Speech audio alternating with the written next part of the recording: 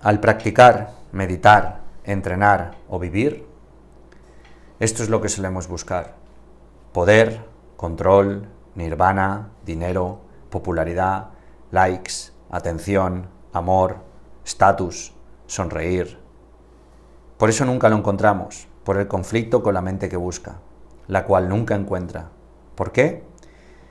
Porque cada vez que en parte en ese viaje se distancia del lugar donde ya está, el lugar al que quiere acceder también se distancia. Con esta mente no podemos practicar nada, porque todo lo haremos con el objetivo de llegar a un sitio donde nunca llegaremos. Esto no significa que haya que buscar, solo que hay que buscar con la consciencia, un término llamado bodhicitta, la mente que busca despertar o descubrir la verdad. Sin esta mente no podemos practicar la meditación, por ejemplo. Tampoco podemos aprender a ver, ni podemos estar aquí y ahora. Aunque las enseñanzas Zen nos recuerdan que no deberíamos esperar ni siquiera una respuesta porque no la hay, eso es lo que hay. Así que, de nuevo, estamos en conflicto, pero lo cierto es que a menudo debemos enfrentar ese callejón sin salida. Un día, durante el mes pasado, estaba sentado meditando, no durante mi práctica diaria, no como meditador, sino en medio de un acto social con amigos en Ibiza. Me senté de forma instintiva mientras los demás conversaban y de repente estaba allí, solo allí. Eso significa que no debo hacer nada. No debo hacerme ver, no necesito decir estoy aquí, hablemos sobre algo fascinante. Es lo mismo que he sentido al volver después del trabajo que he hecho, o en este experimento llamado Punto Cero, la gran victoria. No tengo nada que contar, ni nadie que me pregunte cuéntame todo. Solo tengo que sentarme, cerrar los ojos o no, y respirar.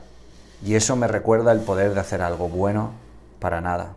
Eso es lo que he aprendido aquí, en este retiro, donde me encuentro ahora mismo, en el templo Luz Serena, en Requena, con el nuevo invitado de hoy. La vida es ok. Necesitamos practicar sin deseos de ningún tipo, de ser todo o nada. Practicar o entrenar sin expectativas. ¿Qué es lo que quieres ser?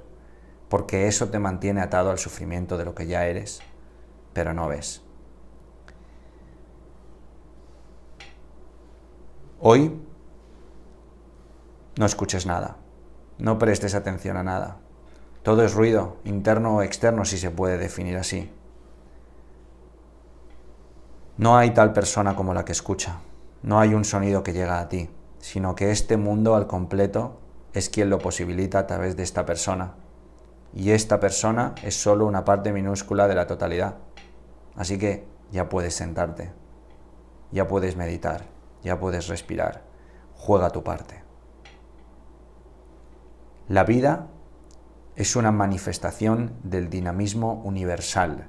La muerte es la manifestación del dinamismo universal. Ambas colman la totalidad del espacio, la consciencia pura, que es simple, instante tras instante.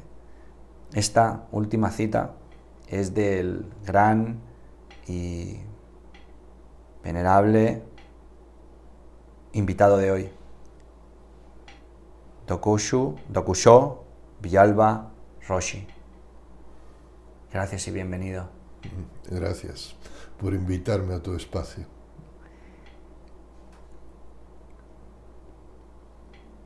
Alimentando la sabiduría, es decir, la visión profunda de las profundas interrelaciones que nos mantienen unidos.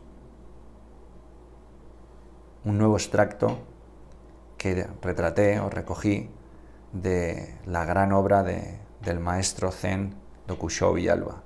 Hoy en Disrupt Everything Podcast Series con nosotros. Gracias y bienvenido. Gracias.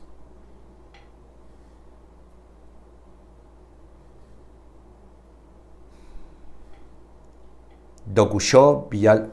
Dokusho Villalba Roshi recibió la ordenación de monje Zen en 1978 del venerable maestro Taishin Deshimaru Roshi y en 1987 la transmisión del Dharma de su segundo maestro, el venerable y respetado Suyu Narita Roshi.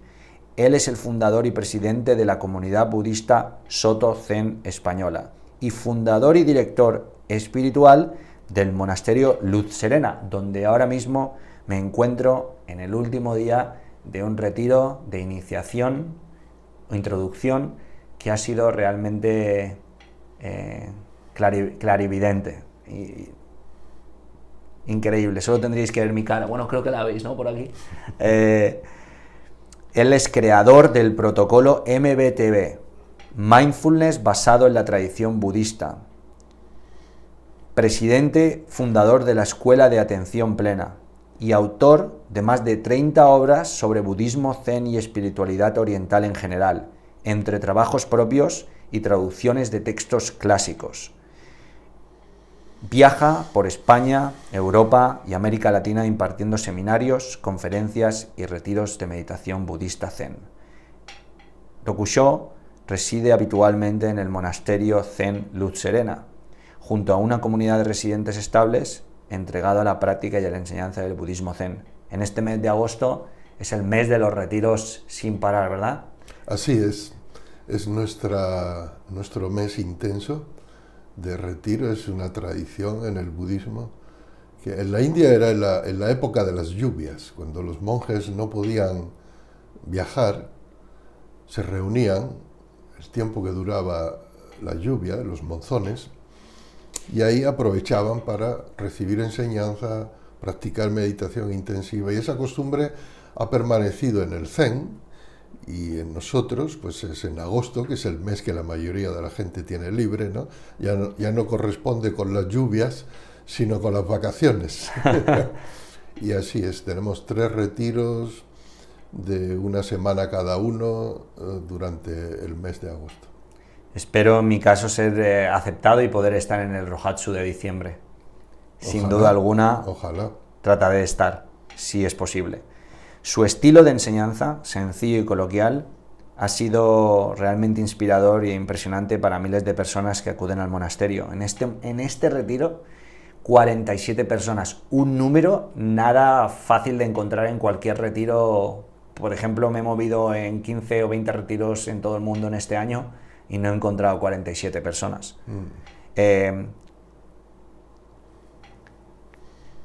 Algunos títulos del maestro Rokusho, títulos literarios, obras de libros: Atención Plena, Zen en la Plaza del Mercado, que por cierto, gracias por el obsequio, aquí lo tengo conmigo.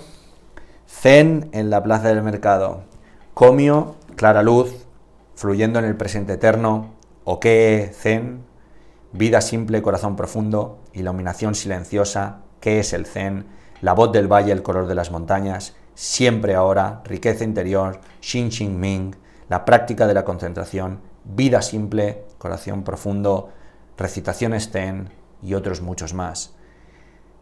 Empiezo después de este increíble y extenso y profunda hoja de vida, más que currículum le llamaría, maestro. Si tuviera que ordenar su vida en una línea del tiempo y destacar los hitos más trascendentales de su carrera y vida, o lo que es lo mismo, ¿qué hitos serían y por qué? ¿Cuáles? Sí. Bueno, yo creo que el nacimiento, ¿verdad?, es un hito importante. Si no hubiera nacido, no hubiera venido todo lo demás. Ese fue un hito importante. Después, con respecto al Zen, la primera vez que me senté en meditación, cuando tenía 20 años, en Sevilla, que el simple hecho de sentarme fue como un trueno interior indescriptible. Y después fue la ordenación de monje en París, con el maestro Taisen de Shimaru. Después fue la transmisión del Dharma en el año 87 en Japón, de parte de mi segundo maestro. Un hito muy importante en mi vida fue el nacimiento de mi hijo.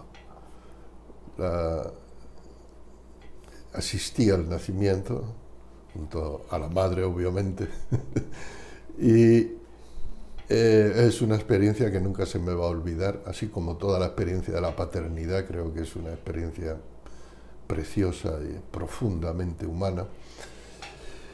Y después, claro, está la fundación del Templo Luz Serena en el año 89, ¿no? Yo creo que eso han sido los hitos más importantes con respecto al Zen. De todos esos hitos, ¿qué hito le dio la enseñanza que más profunda recuerda? La enseñanza, la experiencia más profunda me sucedió y está en el origen de mi decisión, por decirlo de alguna manera, de recibir la ordenación de monje y dedicarme el resto de mi vida a la práctica del estudio del Zen.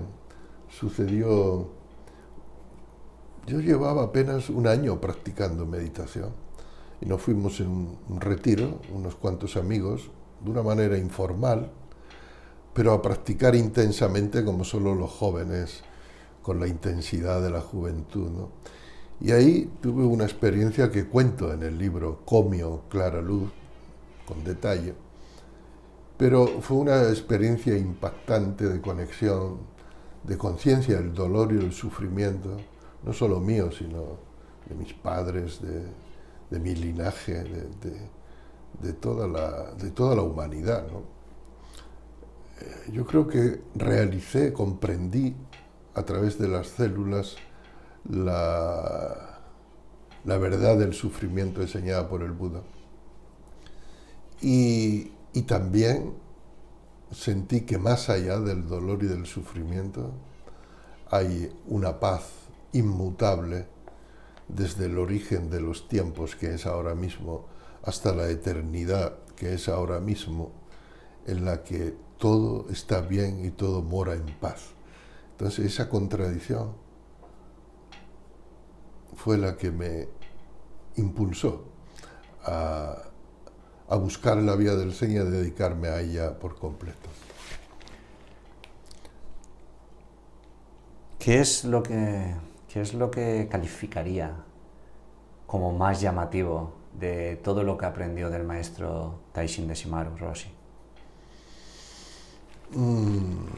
Su profundo amor y devoción por la práctica de la meditación sedente, por Zazen. Esa es la impronta principal que yo creo que ha transmitido a todos sus discípulos y se resume en la frase de Zen es Zazen. Sin Zazen no hay Zen. El Zen no es un estudio intelectual, no es un estudio académico, es una experiencia vivida profundamente por la totalidad de uno mismo y que tiene como base la práctica continuada de la meditación en la postura del Buda, en una postura exacta. Entonces, la práctica de la meditación, que es la característica fundamental de la escuela Zen, dentro del movimiento budista en general, es lo que el maestro transmitía con mayor pasión y convicción. Y de su siguiente maestro, Narita Roshi, que le concedió la transmisión, ¿qué recuerda o qué se lleva de él como más significativo, más transformador? El maestro Narita era la sutileza femenina personalizada. Una vez un maestro japonés que conoció a ambos maestros me dijo: maestro Deshimaru es como un sol radiante a mediodía, ¿no? Era una persona con una energía solar, una energía, un poder, un carisma fuertísimo. Todo el mundo volvía la cara cuando él pasaba, ¿no? Era imposible no quedarse hipnotizado por él. y de ahí su fuerza. Y el maestro Narita era como una luna llena medio oculta por las nubes, ¿no? Era mucho más sutil, discreto, delicado, pero al mismo tiempo muy profundo y muy femenino en ese sentido. El maestro de Shimaru era muy yang y el maestro Narita era muy yin, ¿no? O sea, tenía el yin y el yang. Entonces he tenido la suerte de tener la impronta del yang y del yin. Wow. Mencionaba que no hay zazen sin zen y no hay zen sin zazen. ¿Cómo,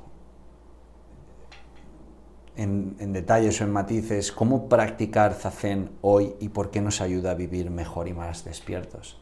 Creo que es una herramienta que cuantas más personas la descubren, más personas aprenden a vivir aquí y ahora.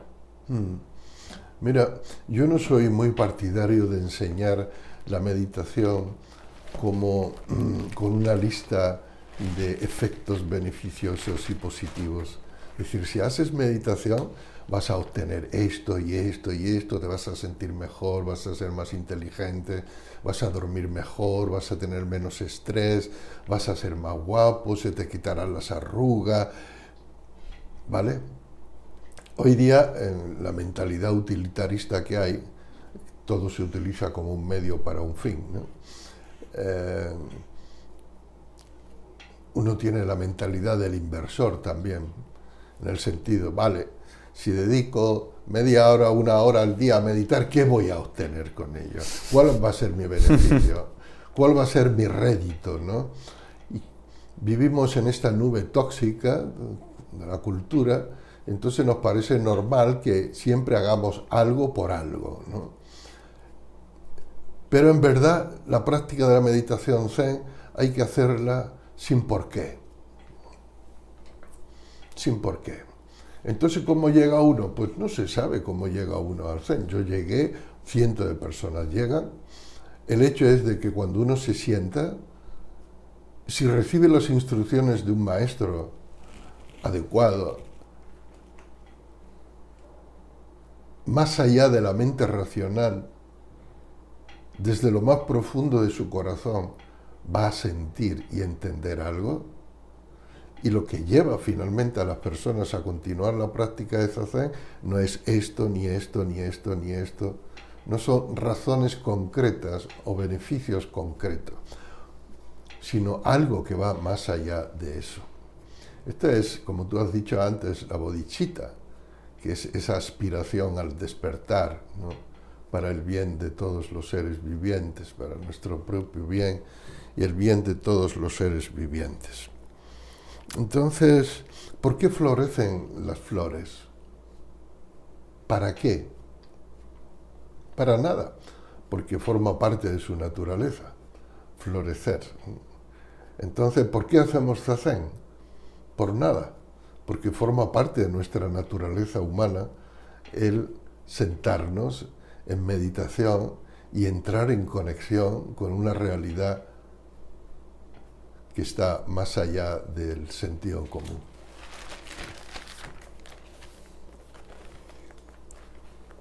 ¿Qué pasos menciona la palabra maestro y creo que es de suma importancia en el Zen? Y esto me lleva a la pregunta de ¿qué pasos han sido los más cruciales para pasar de discípulo a maestro fuera de la propia transmisión? Bueno, yo creo que, por mi experiencia, un buen maestro es un discípulo eterno. Yo me he sentido profundamente discípulo de mis maestros, es decir, alguien con una sed de aprender, de recibir, de estudiar. Y seguramente ha sido eso lo que ellos vieron. Y el fruto de esa práctica, de ese estudio, cuando ellos lo consideraron, para reconocerme como sucesor suyo. Y después yo sigo estudiando, sigo aprendiendo. La indagación, la capacidad de indagación, de curiosidad, de asombro ante la realidad, ante el mundo. No creer que ya lo sabes todo, que ya lo conoces todo, que ya lo has vivido todo. Yo tengo una actitud infantil en el sentido de ¿y esto qué es? ¿Y esto cómo es? ¿Y esto de dónde viene? ¿No? De estudiar, eso es estudiar. Y entonces creo que esa es la clave para ejercer de buena forma el magisterio, es seguir ejerciendo de buena forma eternamente el discipulado. Esa es la maestría, ¿no? ¿Qué se requiere para ser aparte de ser un discípulo de por vida, qué se requiere para ser un buen maestro? En el Zen y fuera del Zen, ¿no? Porque al final, al menos así lo he visto, mi vida es un experimento. Desde que nací hasta el día de hoy, todo es experimentar. Y me doy cuenta de que somos maestros de nuestras vidas, de la vida, porque somos aprendices. ¿Qué se requiere para ser ese buen maestro? ¿Te refieres para enseñar a los demás? Exacto. Y en el Zen también. ¿Eh? Y en el Zen también. ¿En el Zen? Bueno, pues yo creo que en el Zen el Dharma se transmite de corazón a corazón. Ishin Denshin se dice en japonés. Más allá de las palabras, más allá de la comprensión intelectual, se aprende, digamos, por ósmosis, por empatía. Entonces, tú solo puedes transmitirle al corazón de los demás lo que tú tienes en el corazón. Lo que no tienes, pues no se lo transmites, ¿no? Entonces yo creo que lo fundamental es la autenticidad. No pretender ser maestro. No pretender saber más de lo que se sabe. O haber realizado en el sentido de haber experimentado espiritualmente más de lo que se ha experimentado. Entonces, sin pretensión, naturalmente, de corazón a corazón, el Dharma se va transmitiendo.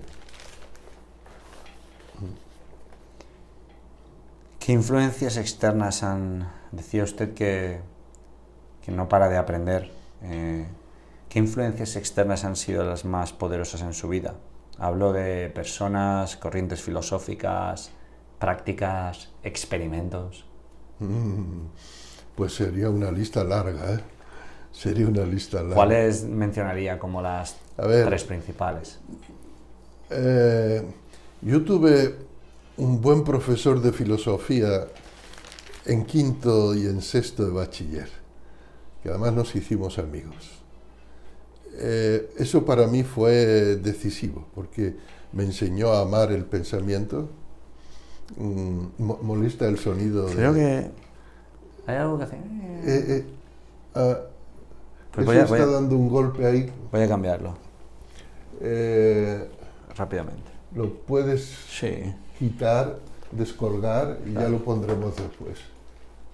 No habíamos pensado en eso. No, es el kakemono, ese es.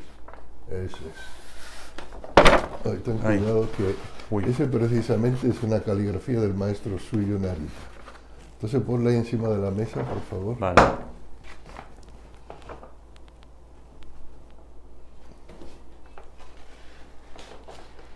Eso es.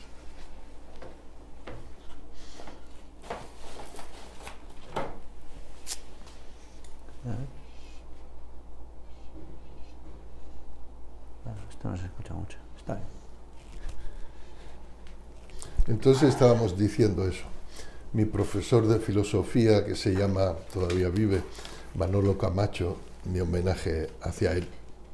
Un saludo a Manolo. Y me puso en contacto con los clásicos griegos, ¿no? Y me enseñó a pensar, porque no teníamos conversaciones filosóficas muy interesantes, y entonces esa búsqueda de la verdad, ¿no? Del verdadero sentido de las cosas, empezó así. Después, en esa época, un poco más adelante, cuando ya fui a la universidad, estudié mucho los anarquistas utópicos, a Proudhon, a Bakunin, a Kropotkin, y estudié bastante el movimiento anarquista en España, que fue muy fuerte antes de la Segunda República y durante la Segunda República, siempre el anarquismo utópico, no el anarquismo violento, digamos. Y eso conformó de alguna manera mi ideario social y político, ¿no? Y después, más adelante, un libro que me causó mucho impacto fue El nacimiento de una contracultura, de Theodor Rozak, publicado por la editorial Kairos, que sistematizaba de alguna manera todo el movimiento contracultural de los años 70, tanto en Estados Unidos como en Europa. Y eso me hizo ver que estaban haciendo una nueva cultura en Occidente, ¿no? Y también me siento muy afín a toda esa época, ¿no? O me sentía en aquel momento. Claro, el clásico de Hermann Hesse, Siddhartha, también ejerció una gran influencia y me puso en contacto por primera vez con la espiritualidad oriental.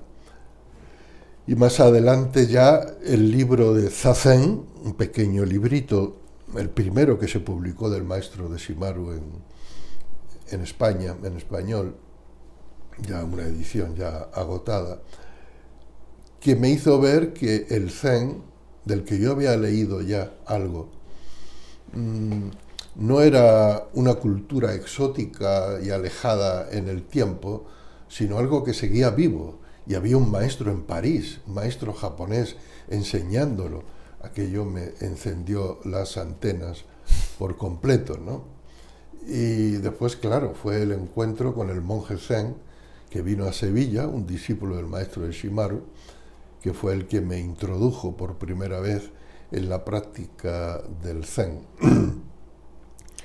Y obviamente, un año después, fue el conocer al maestro de Shimaru, el vivir en la Sangha, en su Sangha en París, en su templo, en la Gendronnière, la formación que recibí de él, así como también fue determinante el viaje a Japón que hice en el año 84 por primera vez, 2 años después de la muerte del maestro Taisen de Shimaru, y en ese primer viaje ya le pedí al maestro Narita que me aceptara como discípulo, me aceptó y comenzamos la relación que duró hasta su muerte también.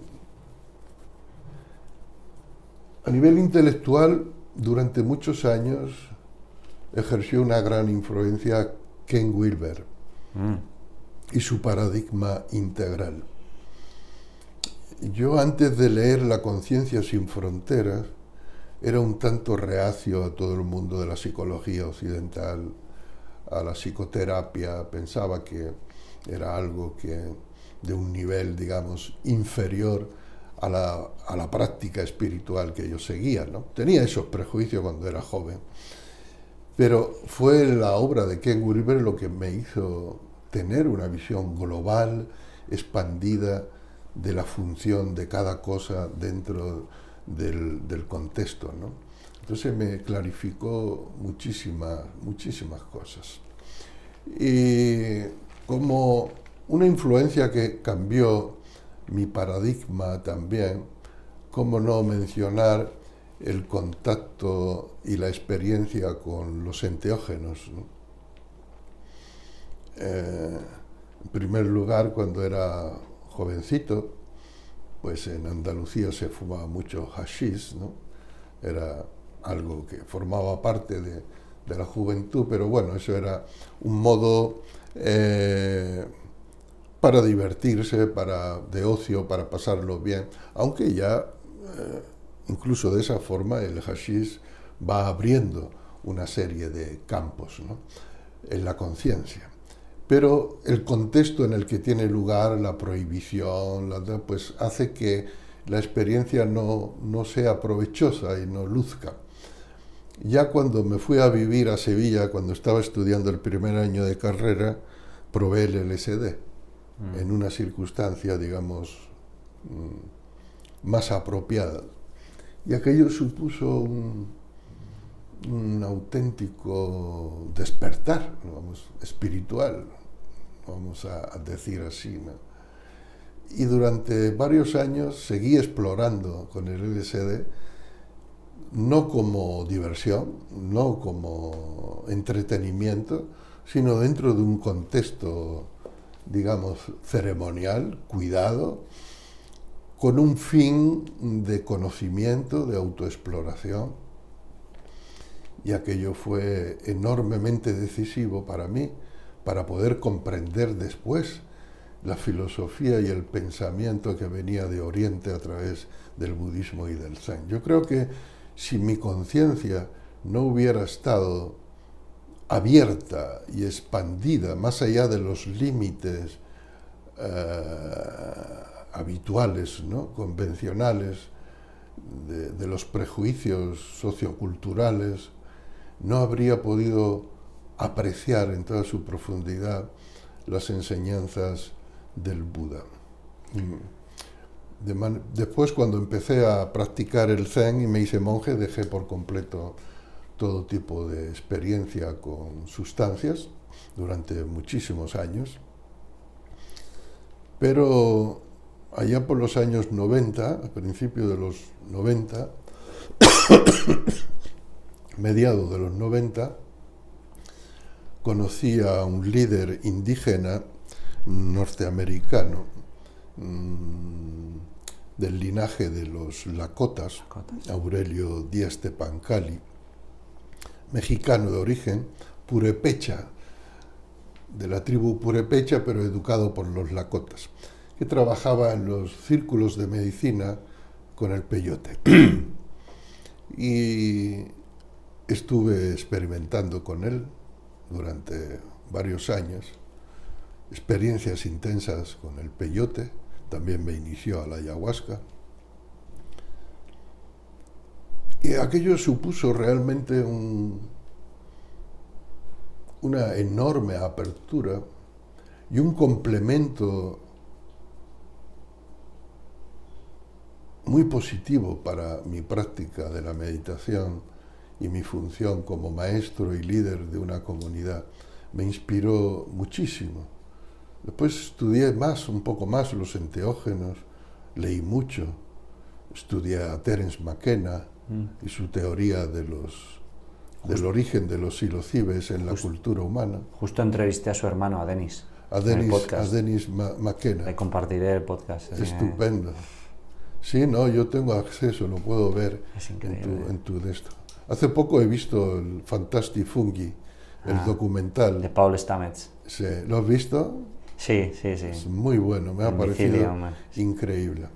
Entonces creo que en el uso racional y adecuado de los enteógenos, ya sea peyote, ayahuasca, hongos psilocíbicos, DMT incluso,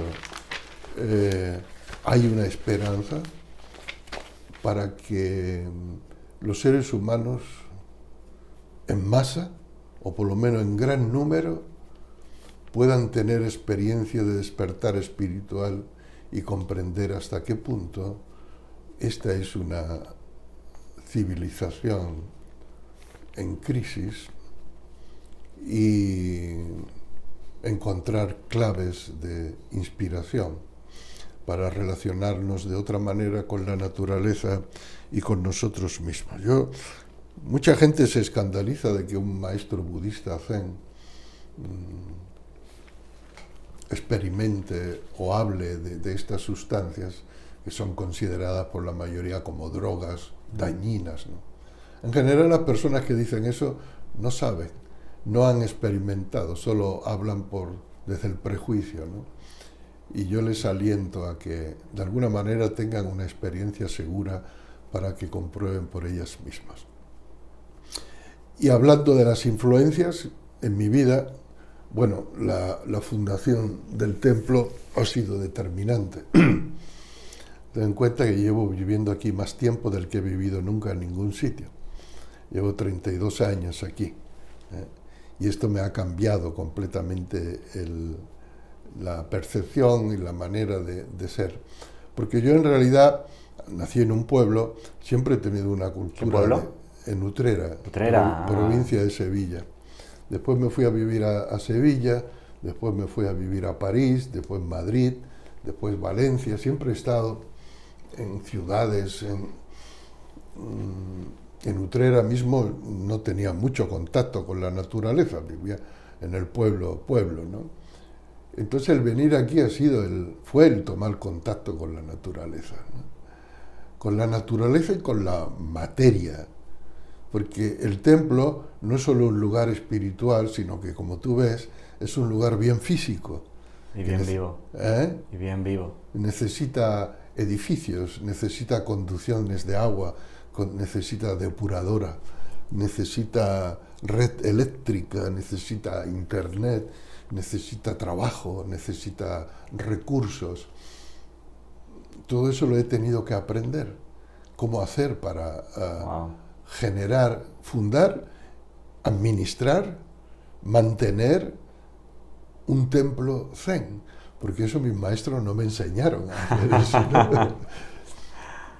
¿no? Mi segundo maestro era hijo de maestro, de monje, con lo cual él recibió el templo de su padre y no tuvo más que seguir lo que ya había visto.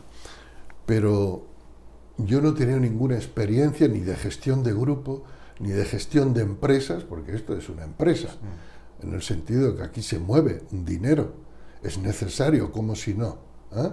Todo eso hay que aprender, gestión, economía, recursos humanos, y ha sido y está siendo un gran aprendizaje. Ya este año me he retirado de la gestión. Ahora es mi discípulo y sucesor Daizan Soriano Sensei quien funciona como director ejecutivo de la comunidad y del templo. Yo me he retirado ya exclusivamente a la enseñanza. Fantástico trabajo de Daizan Soriano en este retiro también. Un gran saludo para él. Pronto vas tú, Daizan. Ajá, buena idea. Wow. Solo quiero hacer un pequeño remarque, un inciso. Cuando entrevisté a una de los maestros espirituales Zen más altos de la escuela Rinzai, de la escuela Kwanjun de Zen, Bárbara Rhodes Xiongjiang en California, ella me dijo que nunca vio a Buda hasta que probó el LSD por primera vez. Dragón me habla de sus experiencias con enteógenos. Denis, la verdad que cada vez encuentro una similitud en líderes, en personas que están generando como cambios, comunidades, esa correlación con los psicodélicos y creo que eso ya es un indicador muy potente, muy potente. La escuela de atención plena, ¿puede elaborar y darnos algo de información sobre ello? ¿Cómo nace? ¿En qué consiste?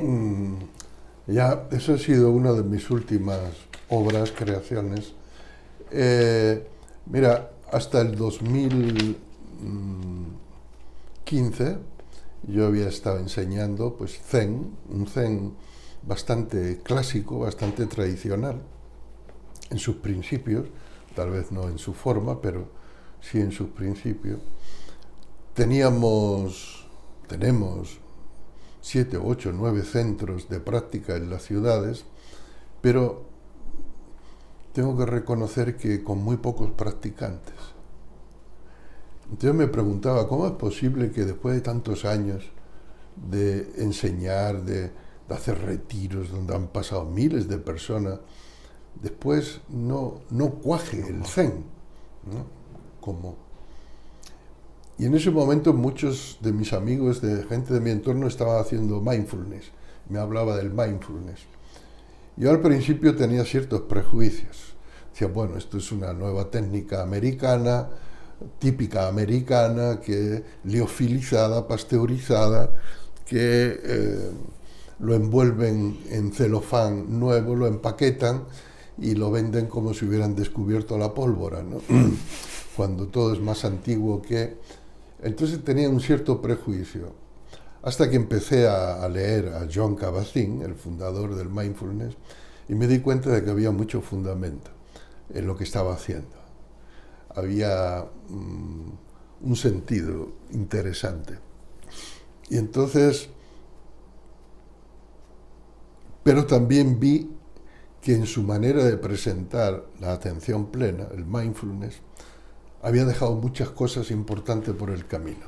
Porque en su afán de que el mindfulness fuera reconocido por la ciencia como una práctica aséptica, no religiosa, no espiritual, sino, digamos, psicológica o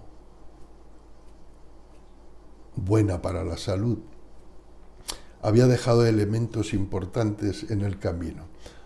Yo digo, y esto es una cosa que repito mucho, que se confundió el contexto étnico-religioso con el contexto ético-cognitivo del budismo.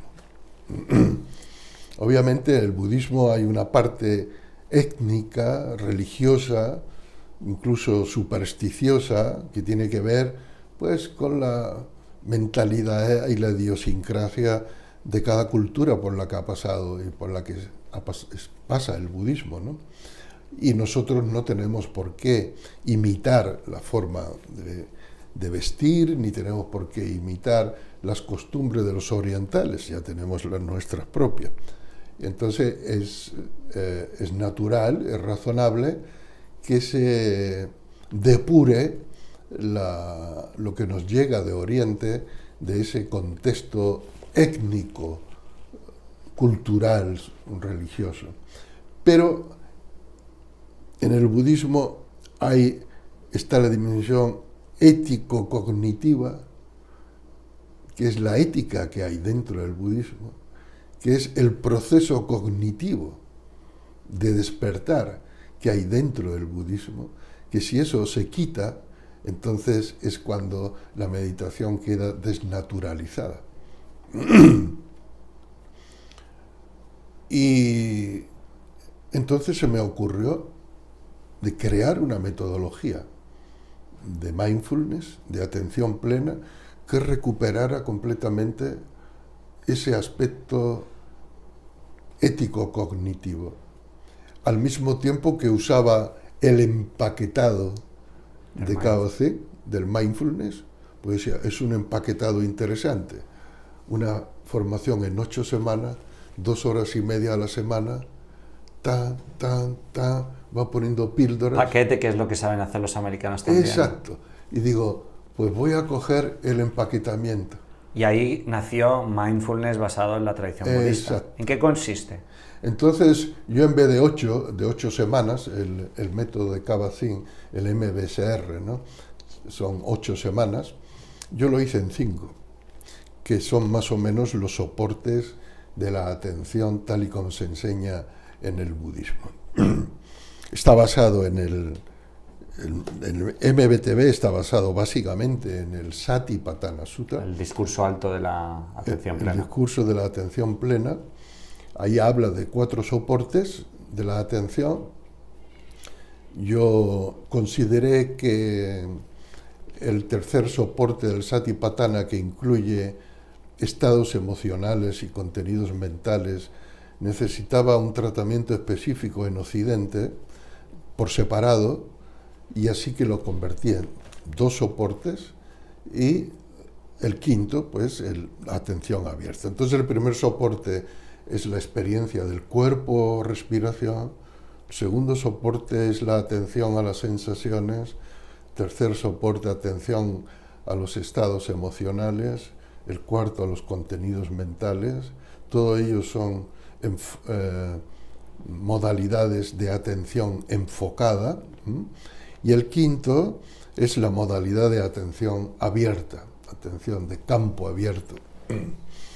Y entonces creé toda una metodología. ¿Es un curso online? Es más que un curso online, se puede hacer online. Pero de entrada hay el curso de 5 semanas, que se puede hacer presencial. Presencial también. Sí, y online. En los dojos, ¿no? Porque... Depende, porque para impartirlo hay que ser monitor de atención plena. Hay que haber recibido una formación que dura 7 meses. Wow. Entonces, hay muchos dojos que los instructores Zen han hecho la formación también, como Daizan Soriano. Sí, él me invitó a hacerlo en Alicante. Y después está el curso de profundización, que son 5 meses, también presencial o en streaming. Y por último está la formación, que son 2 meses de monitor para quien quiera enseñarlo. Entonces, el primer año, cuando se acabó la primera promoción de monitores, se reunieron y decidieron que había que crear una escuela para normalizar todo eso, para proteger la metodología, para enseñarla, para transmitirla, para apoyar a los monitores que estén enseñando, de manera que se creó en el 2016 y ahora el año que viene hacemos la 8ª promoción, pues se habrán formado unos 300 monitores de atención plena, muchos de los cuales después se ponen a impartir cursos de 5 semanas, claro. Con lo cual ya hay cientos de personas que están conociendo el MBTV. Sí, sin duda alguna lo tengo en la lista para hacerlo. Y la metodología está explicada en el libro Atención Plena. Mindfulness basado en la tradición budista.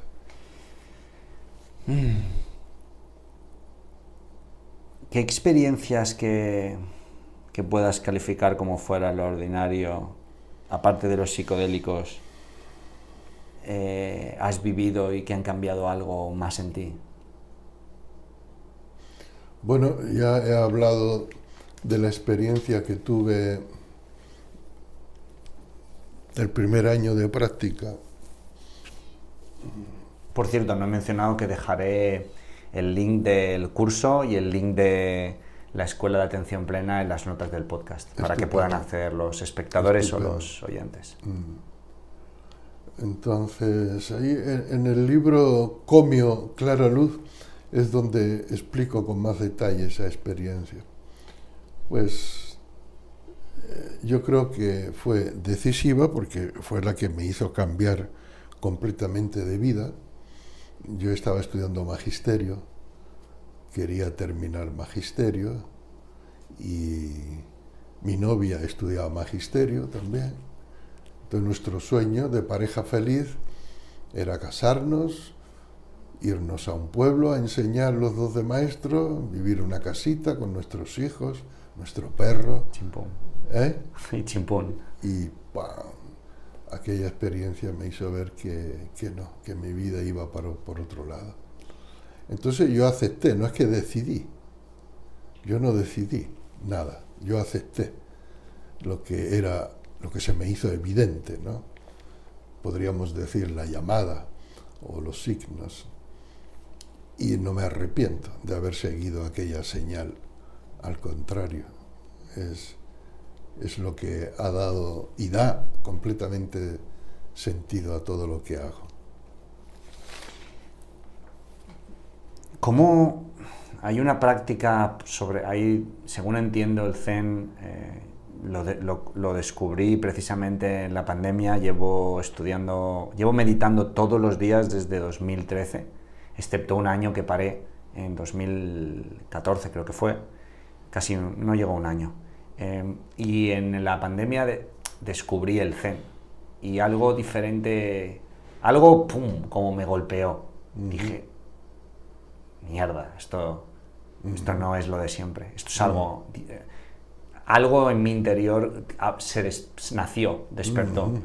Y he indagado, he leído, he practicado. Desde entonces, como he sido un alumno, he pasado por varios cursos Vipassana, y de repente encontré algo que me hizo sentarme, que fue la práctica de Shikantaza, ¿no? Shikantaza, solo siéntate, solo está ahí, ¿no? ¿Cómo dirías que podemos aplicar algo tan potente a la sociedad que vivimos hoy, como el Shikantaza? Shikantaza. Shikantaza quiere decir haz lo que estás haciendo, con lo cual es aplicable a todo lo que estás haciendo. Se refiere za es sentarse, ¿no? Fue solamente sentarse, es decir, si estás sentado, solamente estás sentado. Si estás tomando nota, solamente estás tomando nota. Si estás caminando, solamente estás caminando. ¿Qué quiere decir esto? Esta es la sanación a la gran enfermedad del ser humano actual, en la que siempre se ve como una entidad distinta a lo que está sucediendo, como un yo metafísico que es distinto a lo que está pasando, es distinto a los árboles, es distinto a las nubes, es distinto a la tierra, es distinto a los procesos que se están produciendo. Es como si hubiera un sujeto observador siempre fuera de la acción que está sucediendo. Y esto, pues, finalmente, es causa de alienación, de locura, de disociación. Shikantaza quiere decir, tú eres lo que estás haciendo. No eres nadie fuera de lo que estás haciendo. No hay nadie fuera de lo que estás haciendo. Por ejemplo, cuando te relacionas con los demás, no hay un yo relacionándose con los demás, sino que tú eres las relaciones con los demás, que no es lo mismo. Entonces, esto quiere decir que de pronto, cuando entendemos esto, nos zambullimos completamente en la experiencia de la vida. Somos la experiencia de la vida, sea lo que sea que estemos haciendo. Desde este punto de vista no hay nada superior ni nada inferior. Meditar no es superior y ir al retrete a defecar no es inferior. Es en el mismo nivel ontológico la vida que está sucediendo y que eres tú. No que estás viviendo tú, sino que eres tú. Esto lo saben y lo experimentan naturalmente muchos escritores y artistas cuando se encuentran, músicos, cuando se encuentran en un momento de inspiración y se funden completamente con lo que están haciendo y está sucediendo. Esos son los momentos de inspiración, los momentos grandes, porque el yo ya no está ahí. Mira, en el tiro con arco japonés, el kyudo, la esencia es esta. El arquero debe fundirse con el arco, con la flecha, con el cuerpo, con el blanco, y convertirse en eso.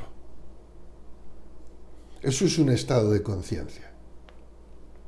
Cuando la flecha parte del arco, estando el arquero en ese estado de conciencia, y la flecha alcanza el blanco, la expresión utilizada es ello lo hizo. No, yo lo hice, yo lo conseguí, yo lo alcancé. No, ello, la totalidad, lo hizo. Ese es el punto. Eso es lo que significa Shikantaza. Shikantaza significa que no hay un meditador meditando, que si hay un meditador, entonces no hay meditación verdadera. Porque al haber un meditador hay un sujeto que se cree distinto del objeto o de la acción que se está produciendo. Un observador externo. Y no hay observador externo. No hay yo. Esa es la enseñanza central del budismo. Por lo tanto, no hay alguien meditando. Ni hay alguien que observa, es todo uno. Hay observación, pero no hay alguien que observa. No hay un sujeto de la observación. Esa observación surge naturalmente porque es la cualidad reflectante de la conciencia. La conciencia es un espejo y tiene una cualidad reflectante. Te reflejas los colores, reflejas las formas, refleja las nubes, los pinos. Bellísimo. No hay un yo observando. Desde el punto de vista ordinario siempre está el yo, y ese es nuestro drama, ¿no?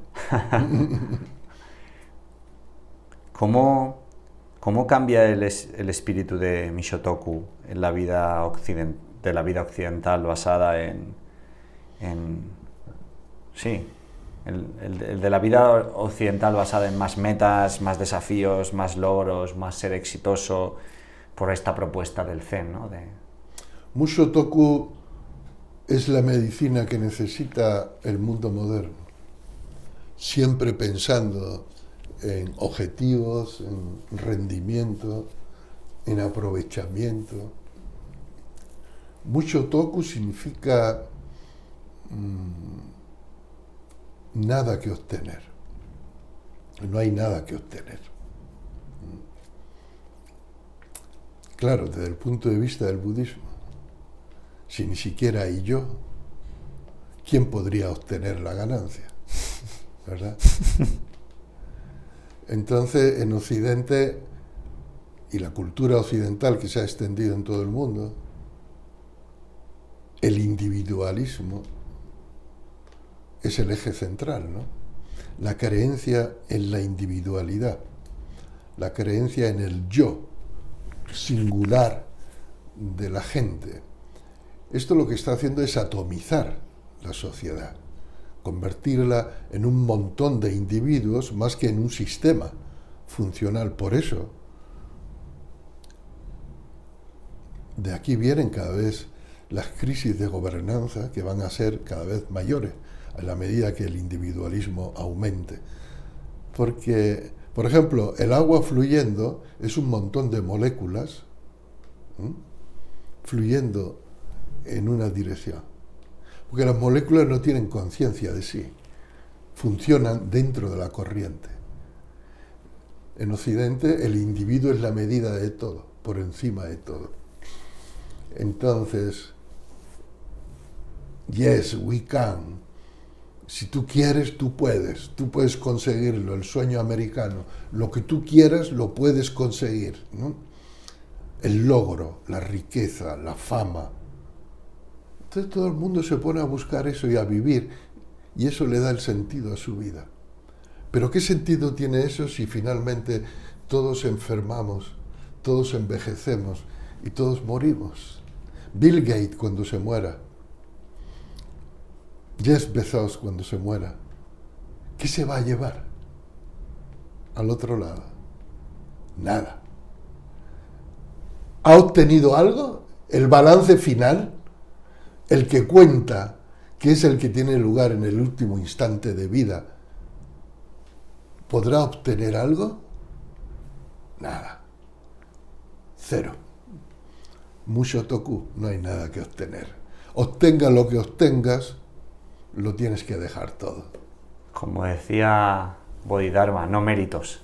No méritos, exacto. Eso es lo que decía Bodhidharma. Entonces, Mushotoku no es un imperativo moral, es decir, no es un mandamiento. Dice, no debes buscar beneficio personal. No es ese el sentido. Más que un imperativo, es la constatación de la realidad.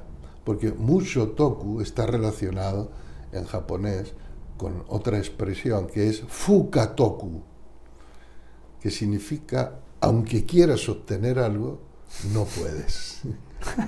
Es imposible. Fuka-toku. Musho-toku. Fuka-toku. Imposible de aferrar, imposible de obtener. No hay nada que se pueda obtener. Mira, yo tengo ahora mismo este abanico en mi puño y digo, tengo este abanico. Es mío. Y lo aferro con toda mi fuerza muscular y lo defiendo con todos mis ejércitos. Y puedo estar así 20, 30, 40 años hasta el momento de la muerte. En el momento de la muerte, justo en el momento de la muerte, vale, primero es el rigor mortis, que se vuelve más rígido todavía, pero después del rigor mortis es ya. No tienes más remedio que abrir las manos. Y el abanico se pudre, las manos se pudren, se convierten en polvo. El abanico se convierte en polvo. ¿Qué puedes obtener? Nada. Esa es la verdadera naturaleza de la realidad. ¿Qué libros de todos los que has escrito, maestro, te han supuesto un mayor crecimiento o comprensión al escribirlos? ¿Y qué aprendizajes extraes? Porque todo el mundo, muchos hacen hablar de los libros, pero creo que lo bonito de un libro es lo que descubres para el autor, lo que le supone el escribirlo. Todos los libros, cada uno tiene su propio aprendizaje y su propia riqueza. Hasta ahora, en realidad, solo he escrito expresamente un libro, que es Zen en la Plaza del Mercado. O sea, escribí y dice, me voy a poner a escribir un libro, porque fue un encargo, me lo encargaron, la editorial Aguilar. Entonces me retiré durante varios meses y me dediqué exclusivamente a escribir el libro. Entonces fue una experiencia nueva y única, porque no lo he vuelto a hacer, muy gratificante, y me siento muy orgulloso de ese libro, que tiene su propia historia, algún día te la contaré. Y los demás han sido enseñanzas orales que he ido dando. Después mis discípulos la transcriben, me pasan la transcripción y yo lo convierto en lenguaje escrito, pero no son creación propiamente. Después las traducciones, he aprendido mucho, es mi manera de seguir estudiando. Y uno de los trabajos más estimulantes que hice hace unos años fue traducir directamente del chino, sin saber chino, esta obra.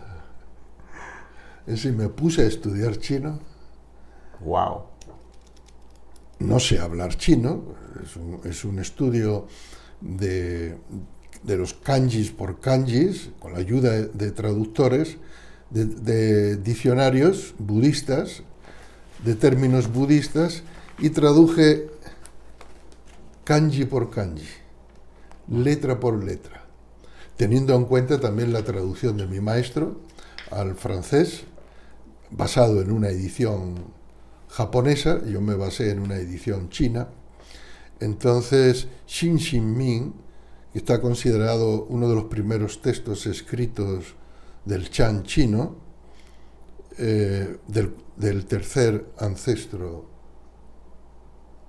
Chan, Jianxin Senka, Canto al corazón de la confianza. Toma, te lo regalo. Gracias. Entonces abrió una nueva época, porque hasta entonces en Europa, en Occidente, estudiábamos el Zen siempre a través de los textos japoneses, de Japón, porque el Zen nos llega de Japón. A partir de este libro yo empecé a estudiar directamente las fuentes chinas, ¿no? Volví a las fuentes chinas, a la historia original del Chan, que es el Zen, en China, ¿no? Y desde entonces he seguido esa línea también, De hecho, después de contacté con un maestro Chan chino, Da Yuan, actual, que está teniendo mucha fama en Guangzhou, la provincia donde vive, y tiene muchas ganas de dar a conocer el budismo Chan en el mundo. Y decidimos establecer un equipo de traductores para traducir los 7, 8, 10 textos básicos del Chan chino directamente del chino al español, por primera vez en la historia.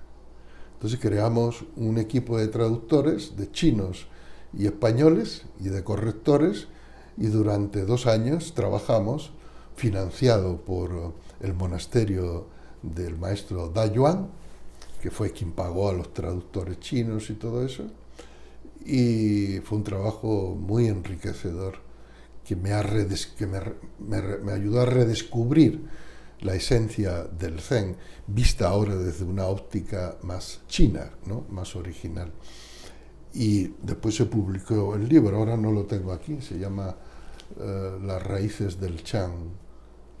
Lo voy a anotar las raíces chinas del Chan. Para ponerlo también en las notas del podcast. ¿Y cómo cambia tu óptica cuando incorporas esas raíces del Chan? Cambia sustancialmente porque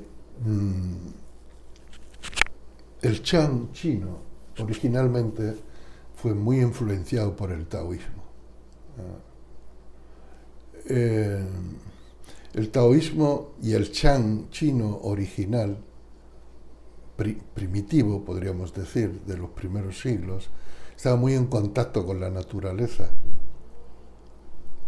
Se basaba mucho en una cosmología, ontología taoísta, donde lo femenino es fundamental, donde la sensibilidad de la conexión con la naturaleza vista como Tao, ¿no? Como el Tao, como Dharma, como el cuerpo del Buda, es fundamental. Y después el Chan se institucionalizó en China, pasó de ser un movimiento nacido en las montañas, en las chozas de retiros, en las comunidades de ermitaños, a monasterios en las afueras de las ciudades sostenidos por el poder imperial o estatal, y eso fue transformando ya y le fue introduciendo, pues como el catolicismo, ¿no? En la dinámica del poder temporal, de la contingencia y con todo lo que ello implica. Y después, a pesar de que el maestro Dogen, que fue el que llevó el Chan chino al Japón como Zen, él vivió retirado en las montañas, pero varios siglos después el Zen también se institucionalizó en Japón, fue usado por el poder shogunal como una manera de organizar el Estado, y eso pues ha hecho que con el tiempo haya llegado hasta nosotros un Zen muy rígido, muy militar, muy basado en valores patriarcales o en los peores valores patriarcales, por decirlo de alguna manera.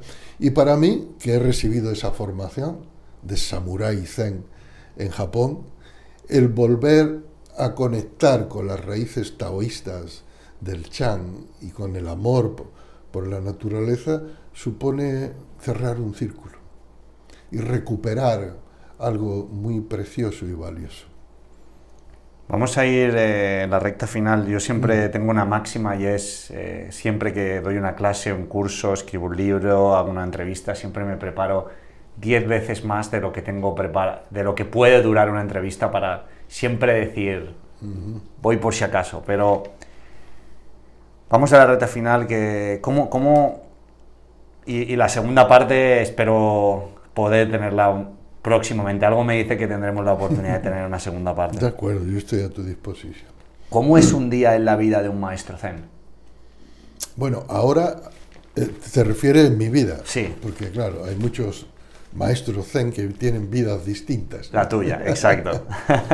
Mira, hasta hace un año prácticamente, en Luz Serena ha habido siempre una comunidad de residentes más o menos numerosa, de entre 10, 15, 20 personas, viviendo diariamente, y eso ha implicado pues el mantener una disciplina, mantener un equilibrio en las relaciones, mantener una planificación del trabajo, de las tareas, de tal, de lo cual me ocupaba yo. Me he ocupado de eso durante todo el tiempo, además de dar la enseñanza espiritual y la dirección espiritual.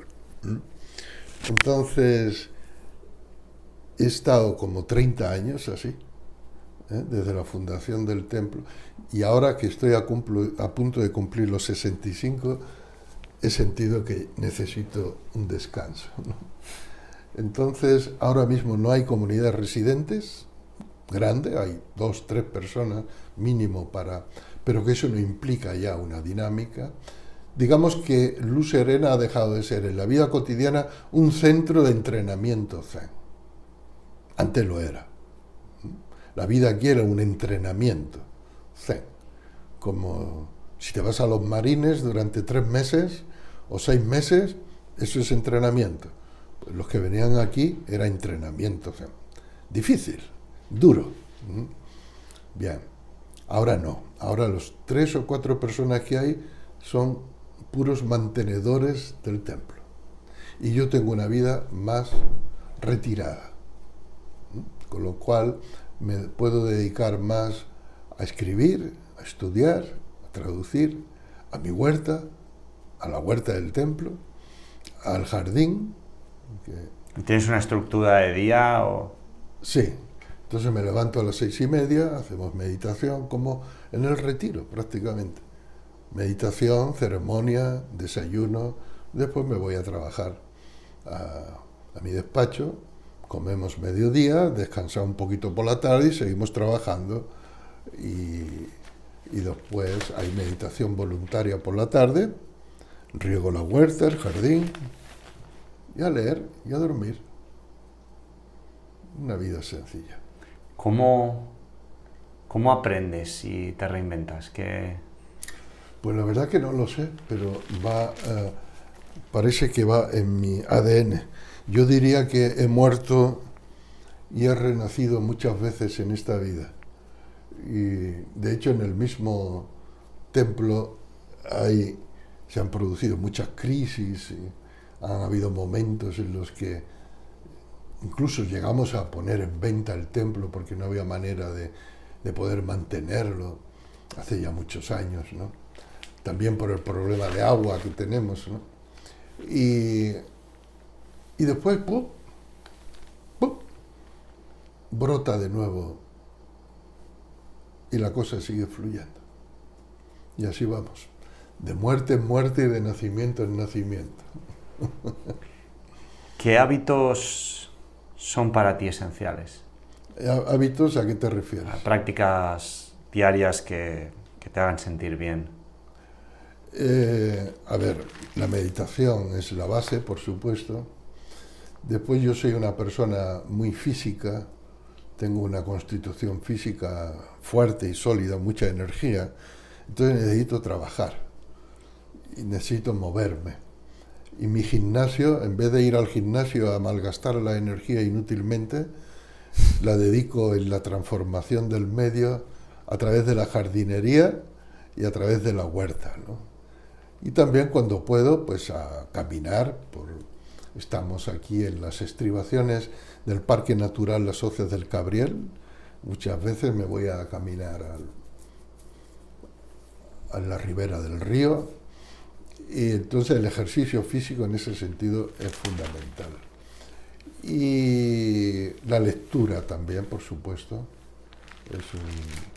es una fuente de enriquecimiento, de nutrición, de inspiración.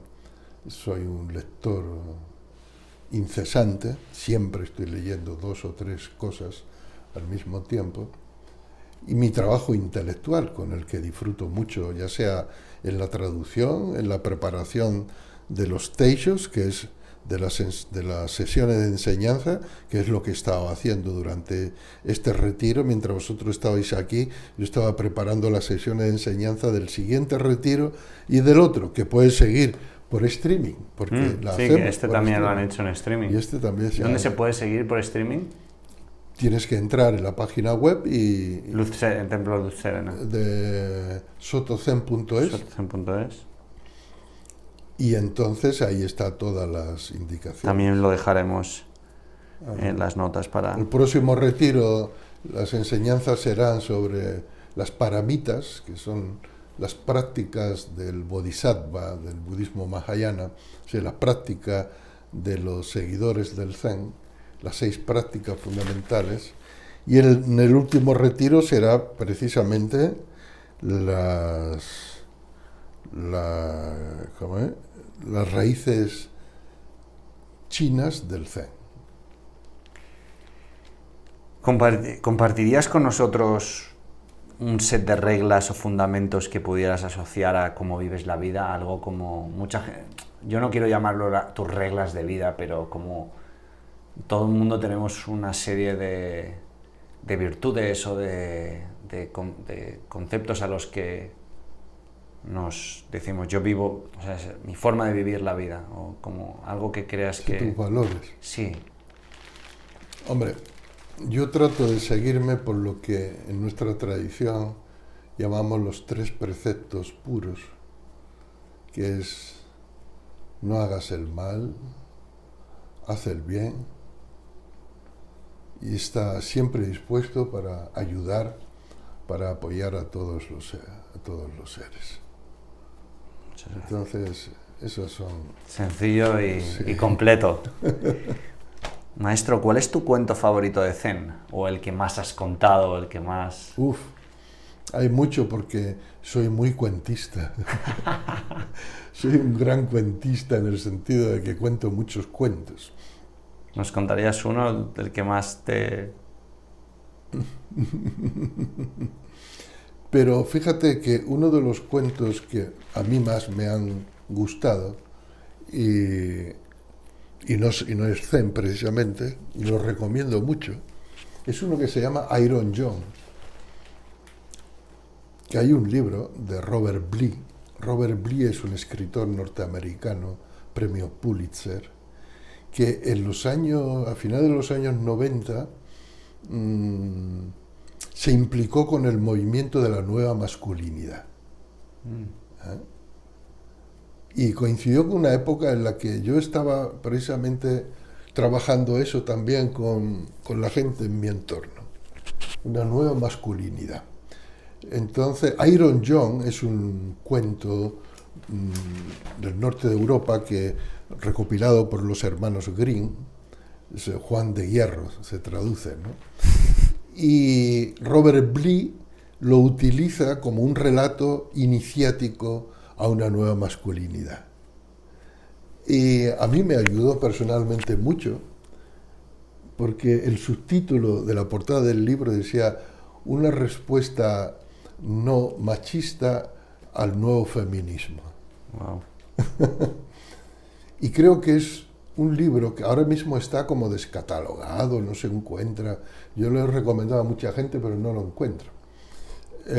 Yo tengo un ejemplar que guardo como paño en oro y creo que es muy importante para los hombres, varones, que en general están muy perdidos en el mundo actual, ¿no? En cuanto a su masculinidad, a su función, a su rol. Eso es importante, clarificar eso. ¿Alguna anécdota de ese libro que quieras destacar? Bueno, se lo regalé a mi hijo, se lo regalé a todos. Pues es el libro que regalar, pero está descatalogado. Sí, pero te digo de hace años. Hace años. Entonces, un cuento. Un monje y su maestro están en una cabaña de montaña.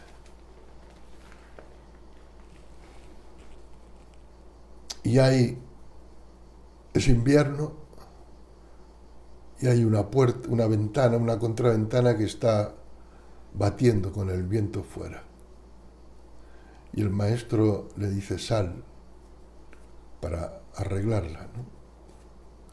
Entonces el monje va hacia la puerta y cuando va a abrir, el maestro le dice, no, por la puerta no. Entonces el monje se queda así, trata de abrir las ventanas y de salir por las ventanas y le dice, no, por las ventanas no. Entonces el monje ya no sabe por dónde salir, ve el hueco de la chimenea y se va a meter por el hueco de la chimenea. Le dice, no, por la chimenea no. Entonces el monje le dice, ¿y por dónde quieres que salga? Y el maestro le dice, ¡sal, sal, sal! Y en ese momento el monje salió de sus categorías mentales.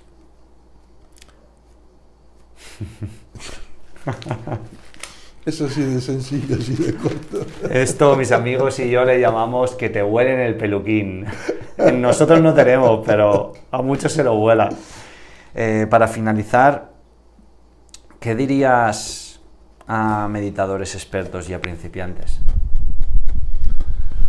No paro de decir cosas. Estoy continuamente diciendo cosas a los meditadores principiantes y a los experimentados. El principio es el mismo. La meditación no es un medio para alcanzar algo. En la meditación, en la práctica de la meditación, no hay nada que alcanzar. No hay nada que se pueda aferrar. No hay ninguna comprensión. Toda comprensión es una aprehensión cognitiva. Igual que el puño aprehende con la fuerza muscular, la mente aprehende con sus conceptualizaciones y aprehensiones cognitivas. El despertar no es una aprehensión cognitiva, es un soltar todo, es un perderlo todo, es un liberarse de todo. Es decir, es justo lo contrario de lo que la gente en su mayoría consideran que es la meditación. La meditación ideal es en la que no hay nadie sobre el zafu de meditación, en la que no hay nada bajo el zafu de meditación, en la que no hay zafu de meditación y en la que ni siquiera hay meditación. Esa es la meditación real. Lo demás son montajes, construcciones. Yo medito sobre mi zafu flamante que acabo de comprar, en esta esterilla tan chuli. Yo medito. No hay ningún yo que pueda meditar. Si hay yo meditando, no hay meditación. Si hay verdadera meditación, no hay ningún yo meditando. Porque la meditación básicamente es el olvido de sí. El olvido de sí. Y este olvido es sabiduría no discursiva, sabiduría no conceptual. Me he recordado esto a algo que fue como un pequeño despertar para mí cuando lo escuché en la película de Dogen, que dice, estúdiate a ti mismo para conocerte a ti mismo, para olvidarte de ti mismo. Exacto. Eso es lo que todo... Cuando llegamos a conocerte a ti mismo, la parte fundamental es olvidarte de ti mismo. Exacto. Y entonces ser iluminado por cualquier ser, Exacto. por cualquier cosa y alcanzar la liberación de cuerpo, mente y espíritu. Exacto. Eso es. Wow. Ese es. Así es. Maestro, Bueno. ¿qué único y realmente simple, corto y ridículo mensaje lanzarías a toda esta comunidad de espectadores y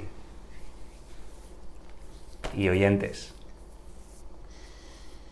Mira, hoy día a todo el mundo le gustan las píldoras fácil de digerir, ¿no? Las frasecitas redondas, bonitas,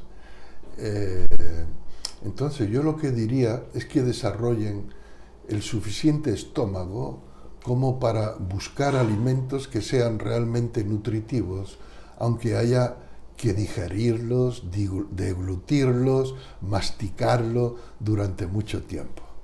Así que no voy a decir ninguna frase fácil de consumir, voy a decir: cultiven su estómago mental, espiritual, intelectual, para masticar y digerir las enseñanzas que son reales y profundas, no los eslóganes espirituales. ¿Algo más que desea añadir? Ya está. Además, justo ahora están llamando ya. Igual no te va a dar tiempo de entrar, pero recoge todo porque ahora creo que tienen una sesión de meditación, pero después la puesta en común. Vale. Entonces estaría bien que estuvieras en la puesta en común. Sí, por supuesto. Y después comemos juntos. Yo bajo a comer. Ah, fenomenal. Maestro Dokucho Villalba, gracias por el tiempo dedicado. Dejaremos los links de su web, de sus libros, su obra, de sotozen.es, de la Escuela de Mindfulness de Atención Plena, del curso basado en la traducción budista. Y de nuevo, gracias por cedernos parte de su tiempo, de su sabiduría, de su experiencia y de su experimentación. Placer compartir contigo. Isra.